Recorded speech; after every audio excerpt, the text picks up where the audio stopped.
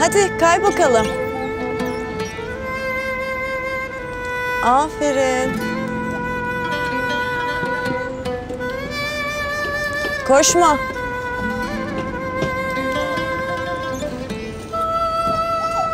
Görüyor musunuz? Hiç söz dinlemiyorlar. Çocuklar işte. Sizinki hangisi?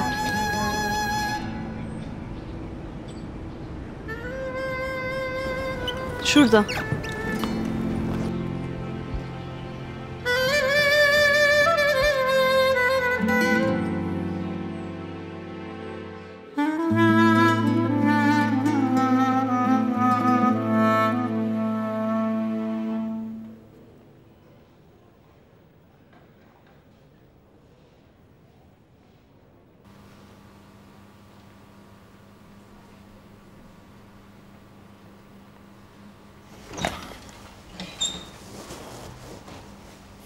Sen hala burada mısın?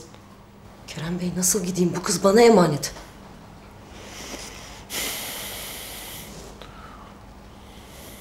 Gel sen dışarı. Kerem Bey. Kerem Bey. Hemen gidiyorsun buradan Vildan. Hemen. Olmaz. Bu haldeyken Elif'i nasıl bırakayım? Vicdanım el verir mi? Merak etme sen. Ben başındayım. Hem bu kızı iyiydi. Ne olduysa sen geldikten sonra oldu. Ne zamandır hastane köşelerinde. Affedersiniz ama bu yaştaki bir çocuk için uygun bir yer mi burası? Uykusuz kalmıştır. Uykusuz kalmadı. Hem ben başındayım, merak etme. Dediğimi yap. Olmaz, gitmem. Vildan, bak bir kez daha tekrarlamayacağım. Git ve işinin başına dön. Kerem Bey, olmaz, gitmem. Ne derseniz deyin, Elif'i bırakmayacağım. Öyle mi? Bak Vildan, eğer gitmezsen... Ne yani, beni kovacak mısınız? Mevzuyu çarpıtma Vildan. Dediğimi yap. Durumun hassasiyetinin farkında değil misin ya? Kız seni görünce bayıldı. Yanılıyorsunuz. Olacağı vardı, oldu. Niye benim yüzümden bayılsın ki? Kerem Bey, bakın ne olur. Kendinizi benim yerime koyun. Bu çocuğun ne anası var ne babası. Mesuliyeti bana ait. Hemen gidiyorsun Vildan. Hemen.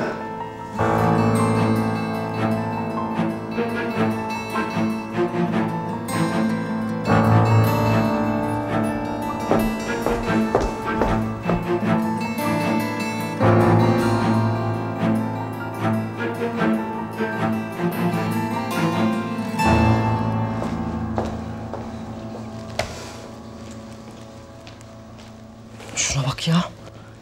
Resmen patronculuk. Sana ne be, sana ne? Bir de kız akrabam değil desem ne olacaktı acaba? Keşke gelmeseydin de kalsaydın Amerikalarda. Bir yandan bu, bir yandan Tarık. Göstereceğim ama ben size. Vildan'la kukla gibi oynamak neymiş göstereceğim. Nasıl olacaksa bu.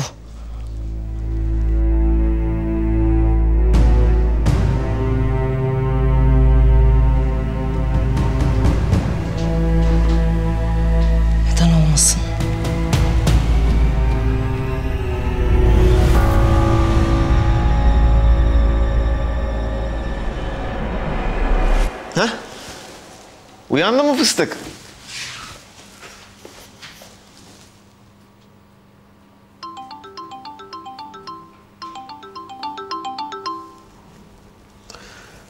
Efendim anne? Kerem yavrum. Reyhan'ın vaziyeti nasıl? İyidir inşallah, merak ettim. İyi iyi. Anne endişelenme. Hatta hemşire yarın taburcu olabileceğini söyledi. Oh çok şükür. Allah yüzüne baktı desene. Öyle. Şükürler olsun. Elif nasıl? Elif iyi, gayet iyi. Perişan oldu çocukcağız oralarda. Tam da okula başlayacaktı. Daha ilk günden gidemedi. Olsun olsun. En kısa zamanda başlar okuluna. Hem Elif çok akıllı. Çok çabuk adapte olur. Söz verdi zaten bana. Doğru söylüyorsun. Allah sağlık versin, gerisi olur. Haklısın anne. Tamam. Tamam konuşuruz ben de. Hadi görüşürüz.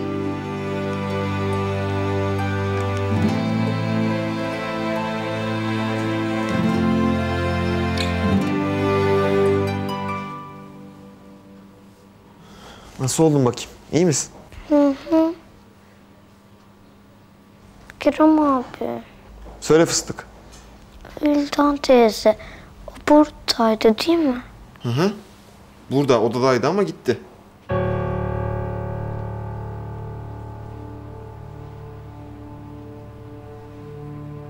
Elif, ben bir şey soracağım sana.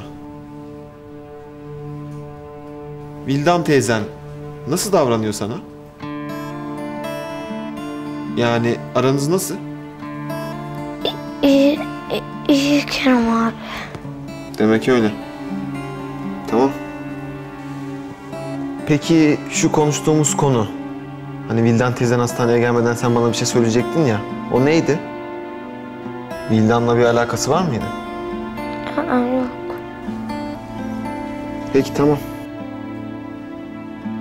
Sonra konuşuruz bunları. Sen dinlen. Biraz daha uyu istersen.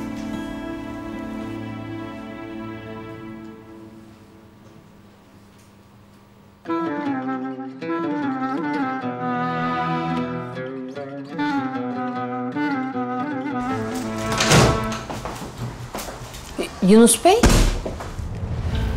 Derginin kapağı bu ay bu tasarım olacak. Dediklerim net bir şekilde anlaşıldığını düşünüyorum. O stajyer hemen yetiştirdi size gelip değil mi?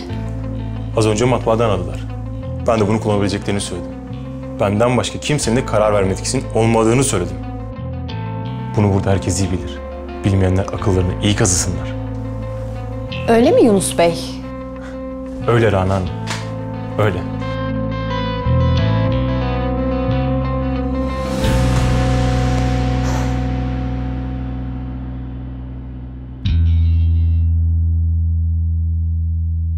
Biliyor musun? Tam ben de seni düşünüyordum. Ne iyi ettin de aradın geldin komşu. Gönül gönüle karşıymış demek Leman'cığım. Doğru doğru. Hadi sen geç otur ben çayı getireyim. Ay hazırlık da yapmış.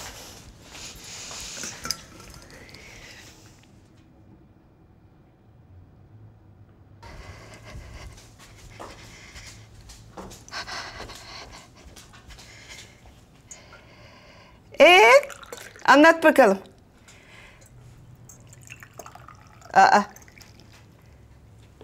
Senin bir sıkıntın var. Başladın yine öyle alttan süzmeye. De bakayım.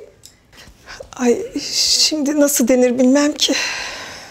Ne demek nasıl denir canım? Bayağı değişti. Lafı ağzında geveleme. Şafak Bey oğluma şeyden dulu gördüm az evvel. Yüncü Tülay'ın dükkanına giriyordu vallahi. Girer. Girmez mi hiç? Geçen gün ben de gördüm. Kız, bu Şafak'a görünmek için geliyor olmasın Yüncü'ye? Öyle mi dersin? Öyle diyorum tabii. Yüncü ayol bu. Öyle manav gibi, fırın gibi her gün gelinmez ki. Ay yok vallahi bilmiyorum, günahını da almayayım şimdi ama dışarıdan da öyle biri gibi gözükmüyor şimdi Allah için. Kız sen de öyle fıştıklayıp kenara çekilme. Kaç senelik komşunum ben senin. Ben ne dersem tamam diyeceksin. Ben anlarım. Tam da öyle bir kız bu. Şafağıma görünmek için yüncünün kapısında bile yatar bu. Ha, her şeyi yapar bu arsız, her şeyi. O tas kafalı oğluyla mahalleye taşındığından beri 3 kuruşluk huzurum kalmadı benim ya. Ay Leman'cığım yapma böyle ya. Şimdi tansiyonu falan çıkacak sabah sabah. Yok yok, iyiyim ben, iyiyim, merak etme, iyiyim.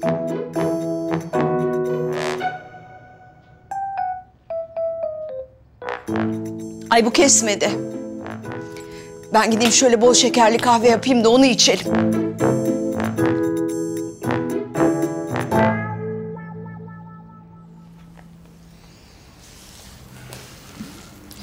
Julideciğim, Emirhan'la İnci'nin aynı sınıfa düşmesi ne iyi oldu değil mi? Ben de çok sevindim abla. Emirhan içine çok kapanık bir çocuktur normalde. Bugüne kadar pek arkadaşı olmadı ve arkadaşlık kurarken çok zorluk çekecek diye korktum. Ama çok şükür İnci ile o kadar çabuk kaynaşıp arkadaş oldular ki.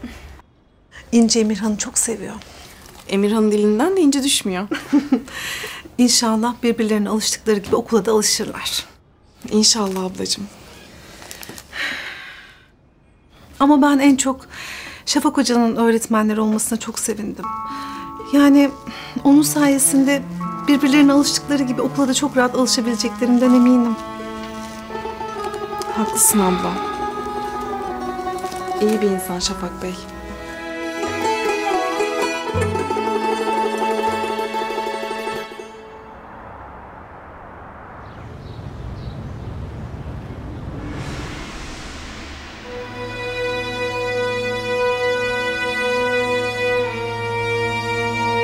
Kimse var mı içeride acaba?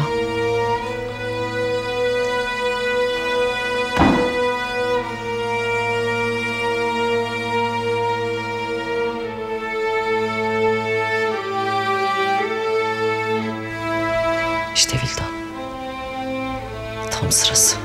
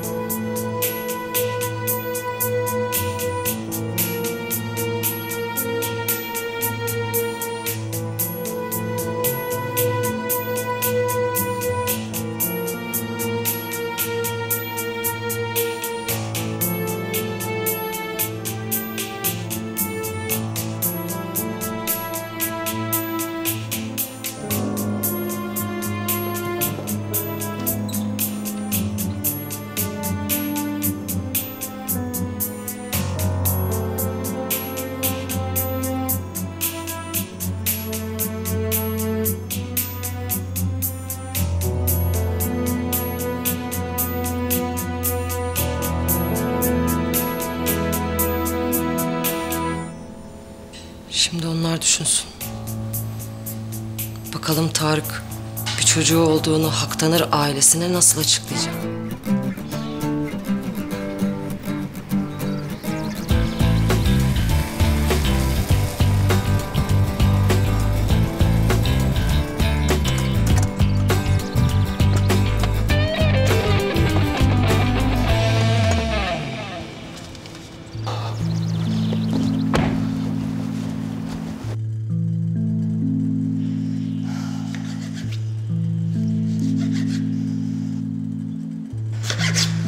Nerede kaldılar acaba? Arasam mı ki?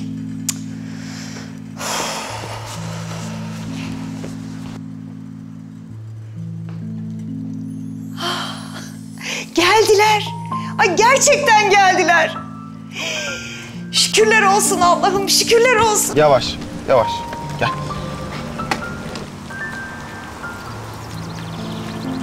Gel bakalım sen de küçük kız. Hı. Gel Reyhan abla, seni tutayım da düşme. Merak etmeyin. İyiyim ben. Bak koluma gir istersen. Yok teşekkür ederim. İyi sen bilirsin. Yani kapaklanıp yere düşüp dikişlerin patlamasın diye dedim. Gerek yok, kapaklanmam. Hoş geldiniz, hoş geldiniz. Şükürler olsun, gözümüz aydın. Reyhan kızımız döndü. Hoş buldum. Geçmişler olsun Reyhan'a. Dur şöyle bir bakayım sana. Güzel gözlüm benim. İyisin ha? İyiyim Yıldız ablam, merak etme, iyiyim.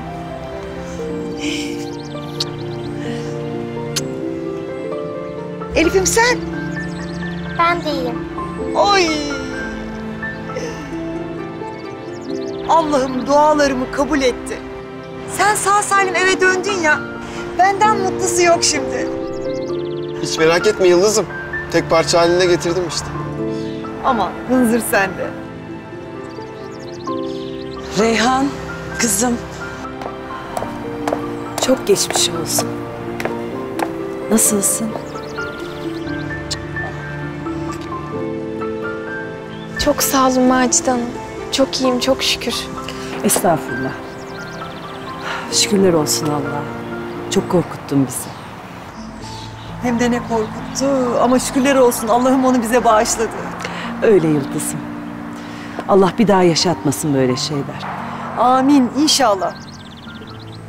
Hadi bakalım şimdi doğru odana geçiyorsun. Güzelce dinleniyorsun, tamam mı? Tabii Macide Hanım. Çok yaşa Elif kızım. Elif'ciğim, sen nasılsın bakalım? İyiyim. Görecektin anneciğim. Hastanenin en iyi hemşiresiydi. Bir dakika bile ayrılmadı Reyhan ablasının yanından. Maşallah benim kızıma. Lafa tuttum sizi. Şimdi doğruca içeri gidiyorsunuz ve güzelce dinleniyorsunuz. Sonra detaylıca konuşuruz her şeyi.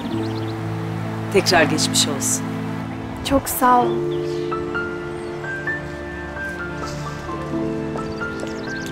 Hadi kızım. Odana gidelim de istirahat et biraz sen. Abla ben odama gitmesem. Ha? Mutfakta biraz sizin yanınızda kalsam Elif'le ne olur? Ay üstüne iyilik sağlık. Oldu bir de yemek yap istersen. Ha, Kerem Paşam haklı. Oldu olacak onu da yap bari. Hayatta olmaz. Kızım büyük şey atlattın. Dinlenmen lazım. Evet Reyhan abla, dinlenmen gerek. Ben gerçekten çok iyiyim. Merak edilecek, büyütülecek bir şey yok. Ya, yat yat çok sıkıldım hastanede ha. Kerem oğlum. Sen bir şey söylesene şuna. Ne diyor bu Reyhan kızım? Senin bu Reyhan kızın inatçıların şağı. O yüzden ben o topa hiç girmiyorum artık. Ya Yıldız abla, ne olur sizinle kalayım mutfakta ha. Gerçekten çok sıkıldım hastanede yatmaktan. Ne olur sizinle kalsam mutfakta ha, ne olur. Tamam, tamam. İyi madem öyle olsun. Demiştim sana teslim ol diye.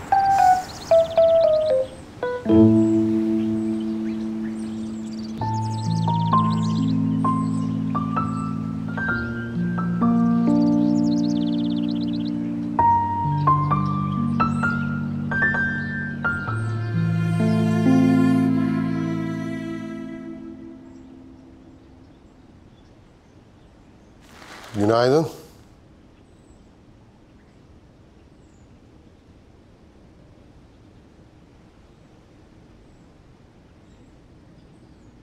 Günaydın dedim. Sana da günaydın. Ne yapacaksın bugün? Var mı planın? Yok.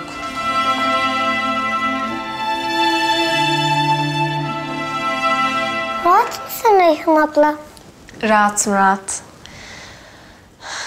Açsındır sen şimdi. Ne hazırlayayım sana kızım? Yok ablacığım. Bir şey istemiyor canım şu an, sağ ol. Su vereyim o zaman. Yok ablam, otur sen. Dur sen. Ben getiriyorum şimdi. Ah be kızım. Seni öyle bir özlemişim ki. İnan sensiz olmuyor buralar artık. Onu anladım ben. Ben de çok özledim ablam. Çok. Al güzel kızım. Dilin damağın kurumuştur. İç birkaç yudum. Hadi.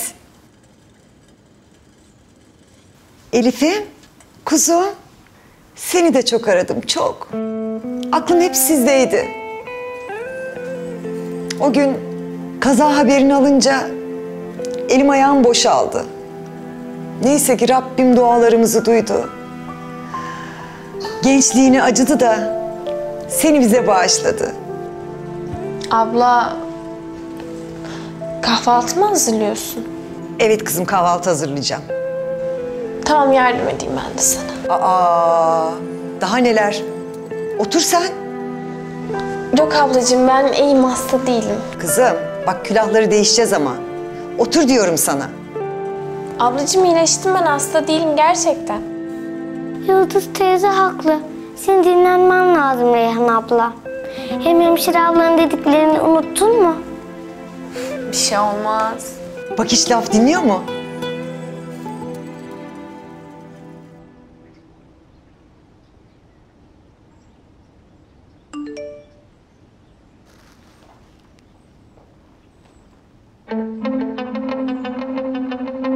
Günaydın. Umarım gününüz sizi bunaltan değil, rahatlatan insanlarla geçer. Mümkün mü?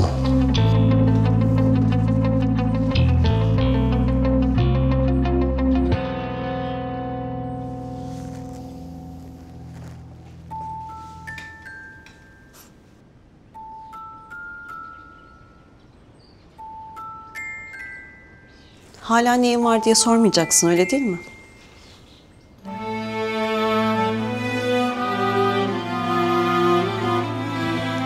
Sormuyorum Humeyra. Sormuyorum çünkü ben ne söyleyeceğini çok iyi biliyorum. Ben artık bunaldım zaten senin söyleyeceklerinden. Ezbere biliyorum senin söyleyeceklerini. Ezberledim artık. Var mı başka bir derdin? Yok. İyi.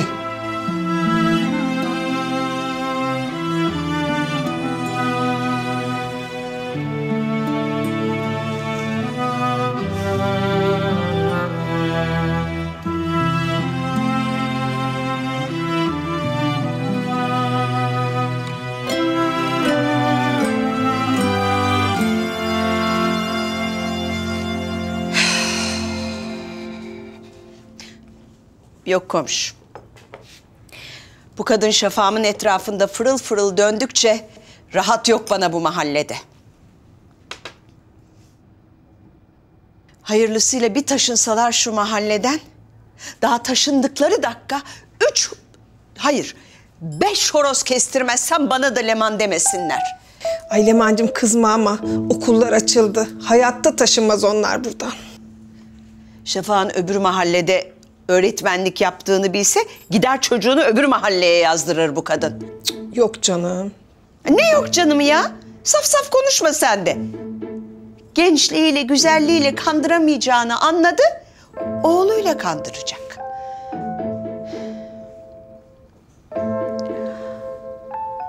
Kesin büyü yapıp gönderir okula oğluyla. Artık Şafak'ımın eşyalarına domuz yağı mı sürer? İğnelenmiş sabun mu koyar bilmem. Ay yapma Allah aşkına Leman'cığım. O çocuk Şafak'ıma her sokulduğunda sen benim babamsın, sen benim babamsın diye gayipten sesler duyacak oğlum. Öyle kandıracaklar masum evladımı. Kendini o veledin babası sanmaya başlayacak. Şu genç yaşında dul kocası, yetim babası olacak oğlum kara büyülerle.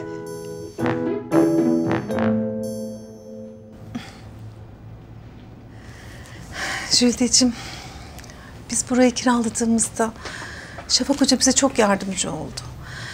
Yani o kadar yardımsever biri ki mahallede herkes onu çok seviyor. Hem düzgün biri hem beyefendi. Vallahi ondan daha iyisini arasak bulamayız çocuklar için. Hem İnci ve Emirhan çok şanslı. Haklısın abla.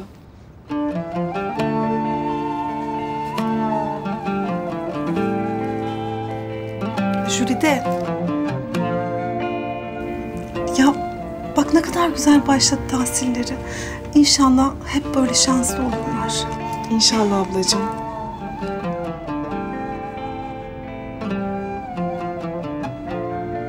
Yaşlanıyorum herhalde. Ya böyle duygulandım işte. Tutamadım kendimi. Neyse canım sen bana bakma. Hadi işimize koyulalım.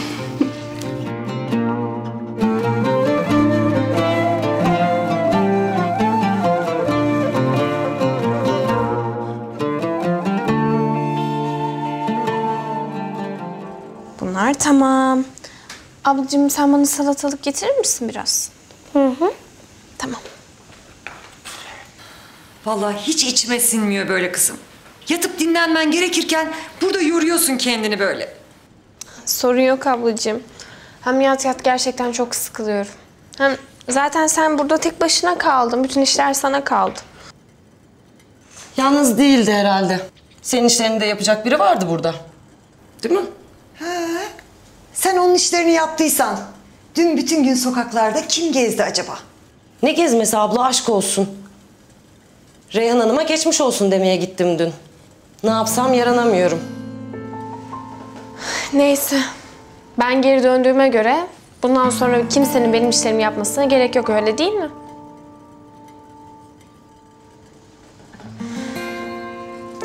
Reyhan kızım dur. Hallederim abla. Hay Allah'ım ya. Beğendin mi yaptığını? Geçmiş olsun diyeceğin yerde.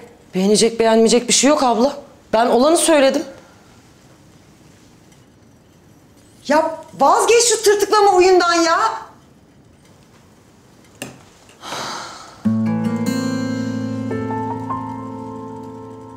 Ya ilk başta biz de çok korktuk da doktor zaten bir süre sonra bilgi vereceğim dedi. Şükürler olsun. Aa, Reyhan kızım. Sen neden ayaktasın? Macide Hanım, ben gerçekten iyiyim. Merak etmeyin, bir şeyim yok. İyiyim diyor işte. İlla yatıracaksınız. Vallahi hiç uğraşma anne. Reyhan bir şey yapacağım dedi mi vazgeçiremez. Hizmetlimizi ne kadar da yakından tanıyorsun.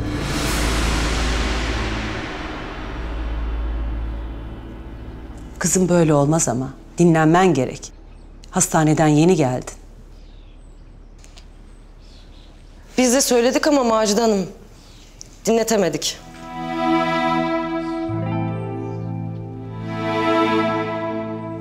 Macide Hanım, ben iyiyim. Yani iyi hissediyorum kendimi. İyi hissetmekle olmaz. Gerçekten iyileşmen lazım. Hem sen bırak o masayı falan da gel otur şuraya karşıma. Anlat bakayım şu kazayı.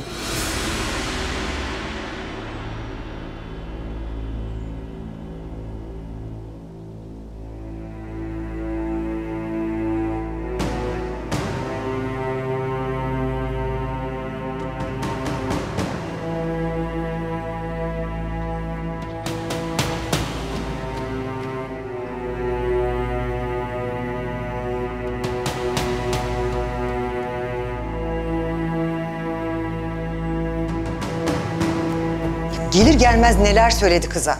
Ya işi gücü huzur kaçırmak ya.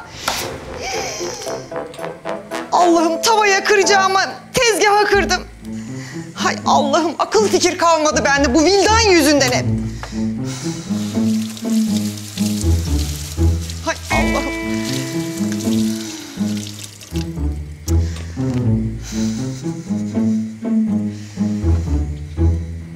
Vallahi ben de anlamadım Macide Hanım. Ben Elif'e bakıyordum. O sıra bir anda geldi çarptı araba. Nasıl oldu bilmiyorum. Hay Allah. İkinize de büyük geçmiş olsun. Verilmiş sadakanız varmış. Kazadan bahsediyorsunuz herhalde Macide anne. Evet, kazadan bahsediyoruz. Reyhan kızım bana kazayı anlatıyor.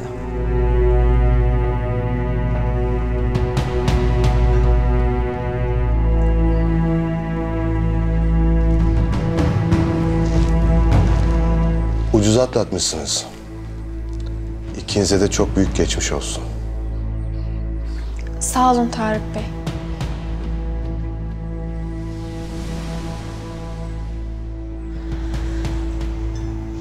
İşte dediğim gibi Macide Hanım.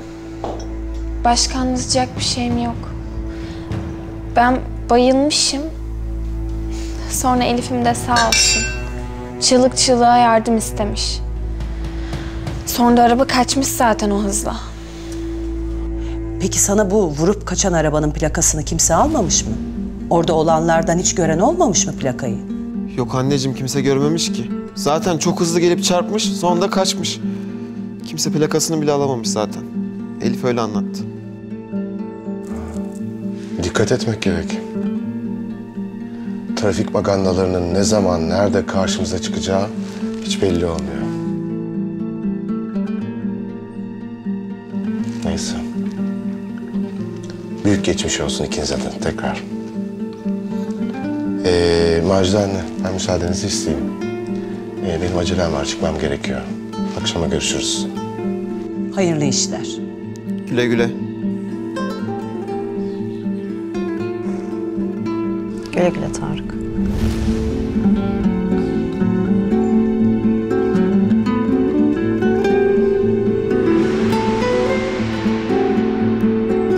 Ben de bir mutfağa gideyim Macide Hanım. Yıldız ablaya bakayım.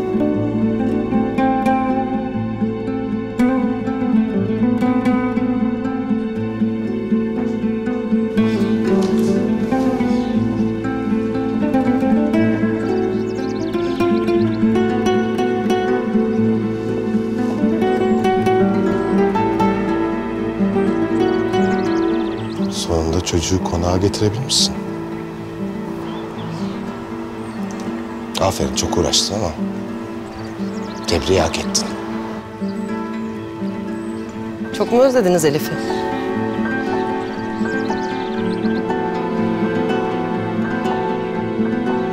Sen benimle ne cüretle böyle konuşursun? Ha? Pardon Tarık Bey, çıktığınızı göremedim. Hemen arabanızı getireyim. Tamam, gerek yok. Ben alırım.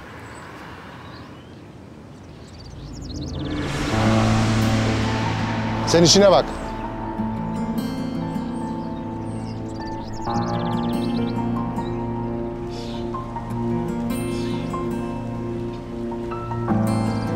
Hatta sandığın Vildan gerçekleri ortaya dökünce ne yapacaksın bakalım Tarık?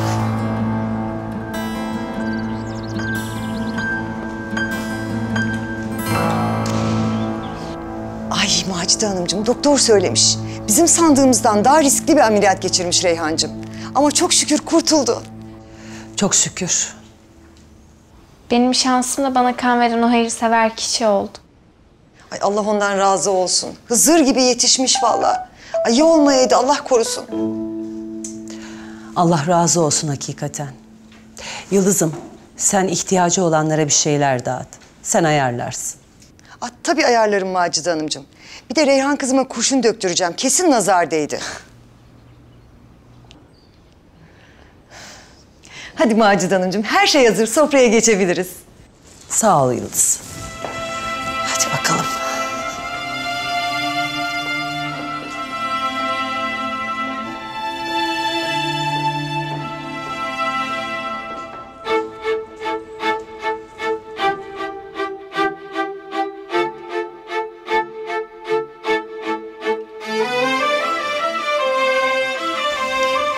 Abla ben iyiyim ya, gerçekten. Sus bakayım. İtiraz yok. Yatıp dinleneceksin. Evet, kalkmak yok. Yok artık Elif, sen de mi? Üf, ama ya. En başından buraya gelmeliydin de ne bileyim ben. Mutfakta uslu uslu oturursun sandım. Abla bir şey yapmadım ki ben. Ay daha ne yapacaktın acaba? Bu halinle her şeye koşturmak istiyorsun maşallah. Kızım çabuk toparlanmak için istirahat etmelisin. Yemene içmene dikkat etmelisin. Bir saniye ya. Pirinç ayıklanacaktı. Ya bari yatağımdayken Elif getirsene hadi. Yatağımdayken yapayım ha. Kızıyorum bak. Kızım kime diyorum ben burada? Ay vallahi bunun elini ayağını bağlamak lazım ya. Yaramaz çocuklar gibi. He vallahi. Yaramaz bu yaramaz değil mi Elif? Biraz. İkiniz birden ama ha. Üf, ne yapayım? Ya gerçekten çok sıkılıyorum ben böyle boş durmaktan. Sen bu tez canlılıkla nasıl dinleneceksin bilmem artık. Elifciğim, bu yaramaz kız sana emanet. Sakın yataktan çıkmasına izin verme. Tamam mı? Tamam. Sen merak etme Yıldız teyzem. Ben buradayım hem. Ben de mutfaktayım.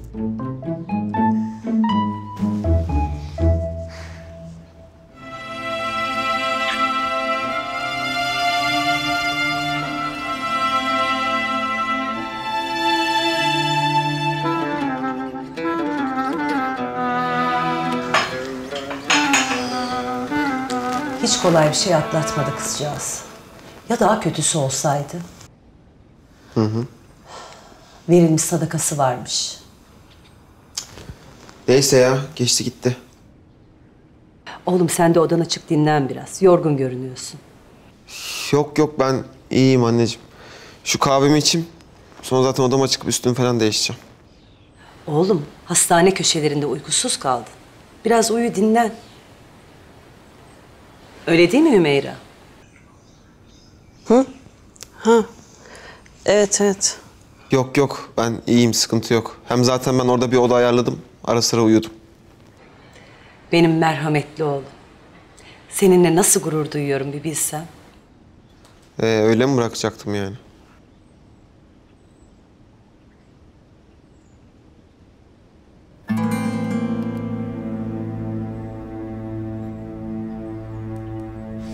Abla, sen burada mısın? Ne alaka şimdi? Kerem haklı kızım. İyi misin sen? Ya iyiyim, bir şeyim yok.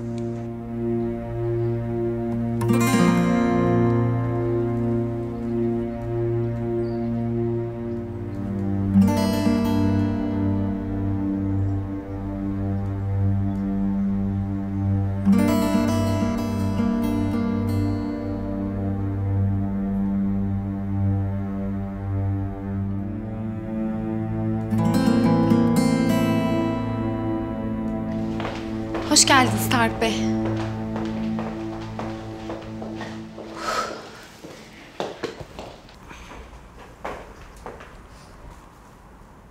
Tarık Bey.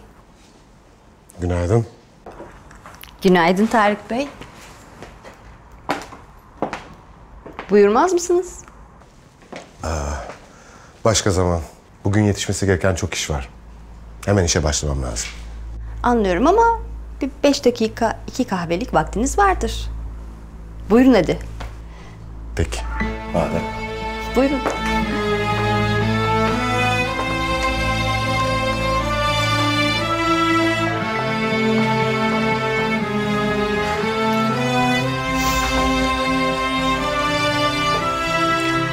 İki kahve lütfen. Evet benim odaya. Sade olsun. Teşekkür ederim. Sizi çok iyi anlıyorum biliyor musunuz Tarık Bey? Nasıl? Ben de sizin gibi işkoliyimdir çünkü. Söz konusu iş olduğunda her şey ikinci plandadır benim için. 5 dakika bile olsa ayırdığım zaman konusunda çok cimriyimdir. Öyle kolay kolay kimselere bırakmam. Ama küçük molalara da ihtiyaç var. Öyle değil mi Tarık Bey?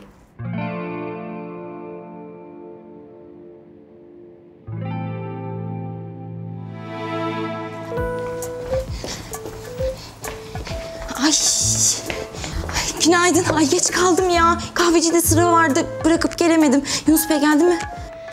Bir günaydın deseydim. Yok gelmedi daha. Heh, iyi bari. Bu da sana en sevdiğinden laktozsuz light sütlü latte. Teşekkür ederim Birgeciğim. Çok incesin. Hayırdır? Ne bu neşe sabah sabah? Ay unuttun mu? Bugün tasarımımın basıldığı kataloglar çıkacak ya. Aa doğru ya. Ay, o kadar heyecanlıyım ki. İnanabiliyor musun? Dergide benim işim çıkacak. Design by Birce Demiray. Pek de yakıştı maşallah. Değil mi ya? Düşünsene belki de bu katalog bir gün çok ünlü bir moda dergisinde çıkar. Genç designer Birce Demiray New York Fashion Week'te tasarımlarıyla büyüledi. Hadi bakalım inşallah. İşkolik olmak demek hayatı askıya almak değildir. Özel hayatla iş hayatı arasında net bir sınır çekmek gerekir. Öyle değil mi?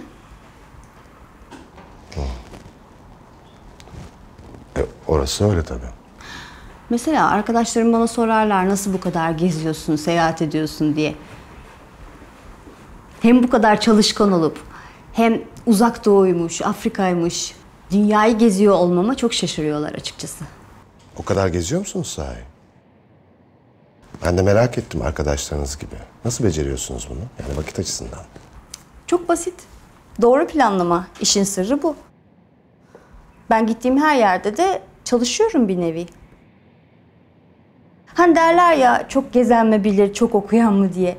Ben gezerek hayal gücümü geliştiriyorum. Gördüğüm her yeni şeyi de işime aktarıyorum. Mesela geçtiğimiz senelerde Afrika'da bir safari turuna katılmıştım. Vahşi doğanın el değmemişliği, güzelliği öyle çok etkilemişti ki beni.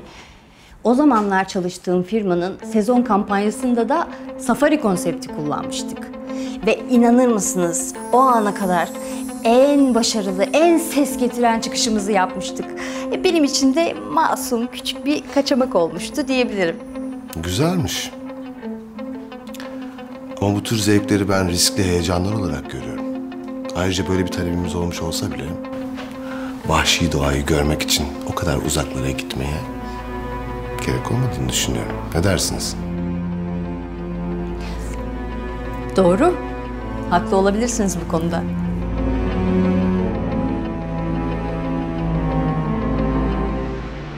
Duvar arasında sıkıştım kaldım.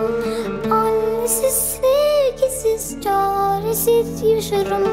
Kara kışlar geçmez mi, var hiç gelmez mi? Yoruldum ağlamaktan, nedir günahım?